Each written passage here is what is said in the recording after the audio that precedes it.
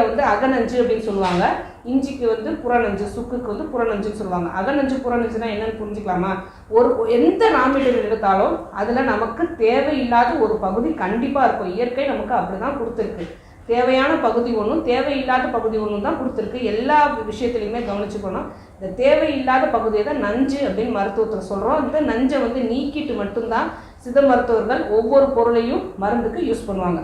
இப்போ கடுக்காய் எடுத்துக்கிட்டோம் அப்படின்னா கடுக்காயில் உள்ள விதை வந்து அகநஞ்சு, கொட்டை உள்ளார விதை இருக்கு இல்லையா, அது அகநஞ்சு. சுக்கில் வந்து புறநஞ்சு, அதாவது மேலே உள்ள தோல் வந்து புறம் வந்து நஞ்சு அப்படின்னு சொல்லுவாங்க. இப்போ கடுக்காய் எடுத்துக்கிட்டோம் அப்படின்னா உள்ளார உள்ள விதையை எடுத்துட்டு மட்டும்தான் அந்த கடுக்காயை வந்து மருந்துக்கு யூஸ் பண்ணுவாங்க. இப்போ வெளியே கடுக்காய் சூர்ணம் வாங்குகிறோம், கடுக்காயோட பொடி வாங்குகிறோம் அப்படின்னா இந்த கடுக்காய் பொடி ஒவ்வொருத்தவங்களும் எந்த கடையிலையுமே இந்த கடுக்காயில் உள்ளார உள்ள விதையை எடுத்துட்டு, அது ஒரு பெரிய ப்ராசஸ். அந்த ஒரு விதையை மட்டும் எடுத்துட்டு பொடி பண்ணுறதே கிடையாது.